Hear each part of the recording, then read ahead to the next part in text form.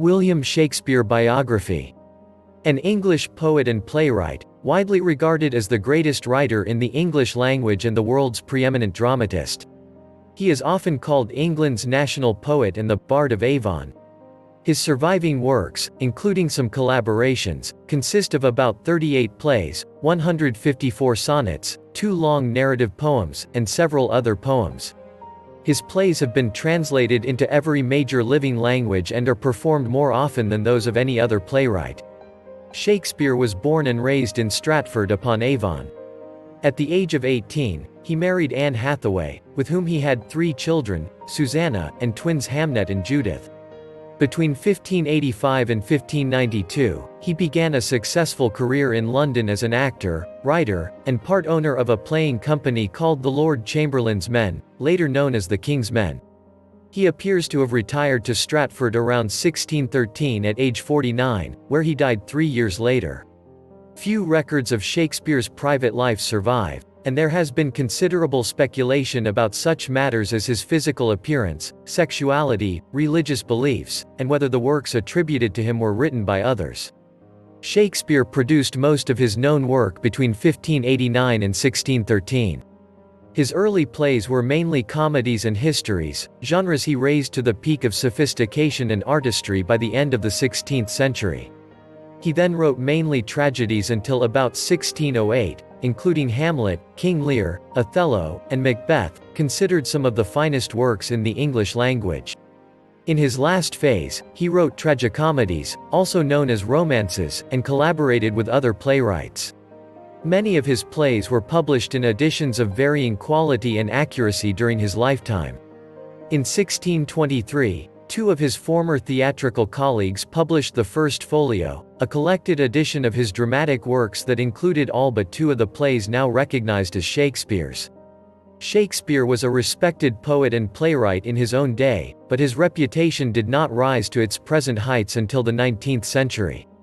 The Romantics, in particular, acclaimed Shakespeare's genius, and the Victorians worshipped Shakespeare with a reverence that George Bernard Shaw called bardolatry. In the 20th century, his work was repeatedly adopted and rediscovered by new movements in scholarship and performance. His plays remain highly popular today and are constantly studied, performed and reinterpreted in diverse cultural and political contexts throughout the world. Life. Early life. William Shakespeare was the son of John Shakespeare, an alderman and a successful glover originally from Snitterfield, and Mary Arden, the daughter of an affluent landowning farmer. He was born in Stratford-upon-Avon and baptized there on the 26th of April 1564. His actual birth date remains unknown, but is traditionally observed on the 23rd of April, St. George's Day. This date, which can be traced back to an 18th-century scholar's mistake, has proved appealing to biographers, since Shakespeare died the 23rd of April 1616. He was the 3rd child of 8 and the eldest surviving son. Although no attendance records for the period survive, most biographers agree that Shakespeare was probably educated at the King's New School in Stratford, a free school chartered in 1553, about a quarter-mile from his home. Grammar schools varied in quality during the Elizabethan era, but the curriculum was dictated by law throughout England, and the school would have provided an intensive education in Latin grammar and the classics. At the age of 18, Shakespeare married the 26-year-old Anne Hathaway. The consistory court of the Diocese of Worcester issued a marriage license the 27th of November 1582. The next day 2 of Hathaway's neighbors posted bonds guaranteeing that no lawful claims impeded the marriage. The ceremony may have been arranged in some haste, since the Worcester chancellor allowed the marriage banns to be read once instead of the usual 3 times, and 6 months after the marriage Anne gave birth to a daughter, Susanna, baptized the 26th of May 1583. Twins, son Hamnet and daughter Judith, followed almost 2 years later and were baptized the 2nd of February 1585. Hamnet died of unknown causes at the age of 11 and was buried the 11th of August 1596. After the birth of the twins, Shakespeare left few historical traces until he is mentioned as part of the London theatre scene in 1592, and scholars refer to the years between 1585 and 1592 as Shakespeare's lost years. Biographers attempting to account for this period have reported many apocryphal stories. Nicholas Rowe, Shakespeare's first biographer, recounted a Stratford legend that Shakespeare fled the town for London to escape prosecution for deer poaching in the estate of local squire Thomas Lucy. Shakespeare is also supposed to have taken his revenge on Lucy by writing a scurrilous ballad about him. Another 18th-century story has Shakespeare starting his theatrical career minding the horses of theatre patrons in London. John Aubrey reported that Shakespeare had been a country schoolmaster. Some 20th-century scholars have suggested that Shakespeare may have been employed as a schoolmaster by Alexander Houghton of Lancashire, a Catholic landowner who named a certain William Shakeshaft in his will. No evidence substantiates such stories other than hearsay collected after his death, and Shakeshaft was a common name in the Lancashire area. London and theatrical career.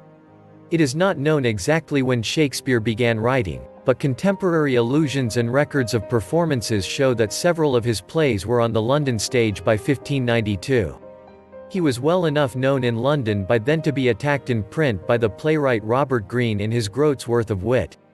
There is an upstart crow, beautified with our feathers, that with his tiger's heart wrapped in a player's hide, supposes he is as well able to bombast out a blank verse as the best of you, and being an absolute Johannes factotum, is in his own conceit the only shake scene in a country.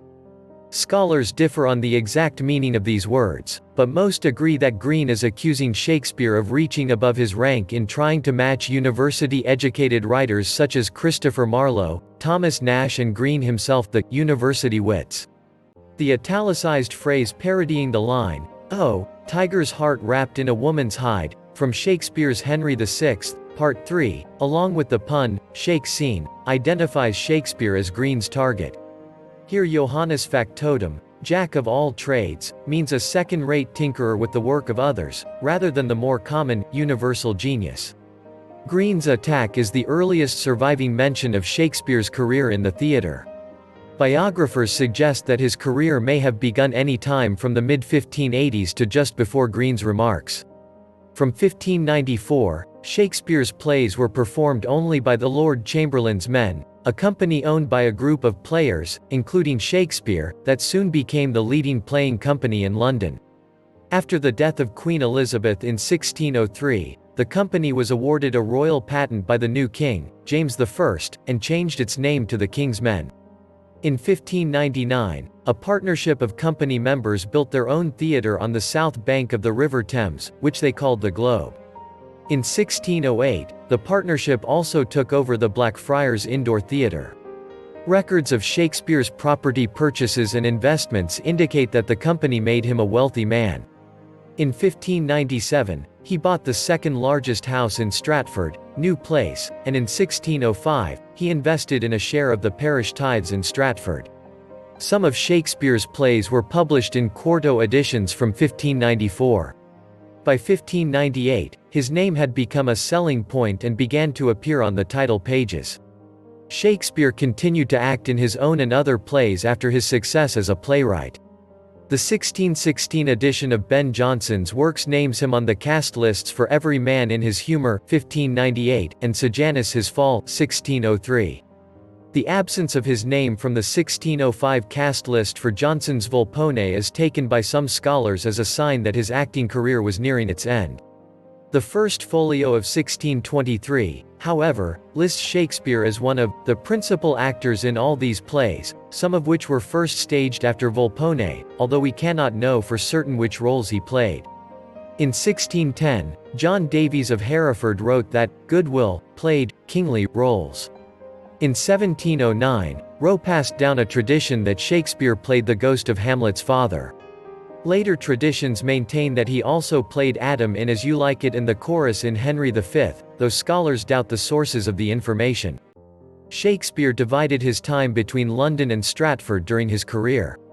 In 1596, the year before he bought New Place as his family home in Stratford, Shakespeare was living in the parish of St. Helens, Bishopsgate, north of the River Thames.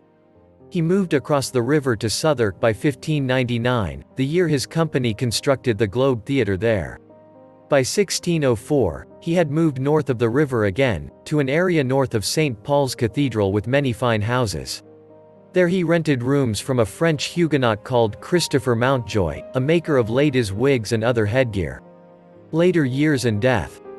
Rowe was the first biographer to pass down the tradition that Shakespeare retired to Stratford some years before his death, but retirement from all work was uncommon at that time, and Shakespeare continued to visit London. In 1612 he was called as a witness in a court case concerning the marriage settlement of Mountjoy's daughter, Mary. In March 1613 he bought a gatehouse in the former Blackfriars Priory, and from November 1614 he was in London for several weeks with his son-in-law, John Hall. After 1606 to 1607, Shakespeare wrote fewer plays, and none are attributed to him after 1613. His last 3 plays were collaborations, probably with John Fletcher, who succeeded him as the house playwright for the King's Men. Shakespeare died on the 23rd of April 1616 and was survived by his wife and 2 daughters. Susanna had married a physician, John Hall, in 1607, and Judith had married Thomas Quinney, a vintner, 2 months before Shakespeare's death. In his will, Shakespeare left the bulk of his large estate to his elder daughter Susanna. The terms instructed that she pass it down intact to the first son of her body. The Quinneys had 3 children, all of whom died without marrying. The Halls had 1 child, Elizabeth, who married twice but died without children in 1670, ending Shakespeare's direct line. Shakespeare's will scarcely mentions his wife, Anne, who was probably entitled to 1/3 of his estate automatically. He did make a point, however, of leaving her, my second best bed, a bequest that has led to much speculation. Some scholars see the bequest as an insult to Anne, whereas others believe that the second best bed would have been the matrimonial bed and therefore rich in significance. Shakespeare was buried in the chancel of the Holy Trinity Church 2 days after his death. The epitaph carved into the stone slab covering his grave includes a curse against moving his bones, which was carefully avoided during restoration of the church in 2008. Sometime before 1623, a funerary monument was erected in his memory on the north wall, with a half-effigy of him in the act of writing. Its plaque compares him to Nestor, Socrates, and Virgil. In 1623, in conjunction with the publication of the first folio, the Droeshout engraving was published. Shakespeare has been commemorated in many statues and memorials around the world, including funeral monuments in Southwark Cathedral and Poets' Corner in Westminster Abbey. If you like this video, don't forget to subscribe to receive every new video.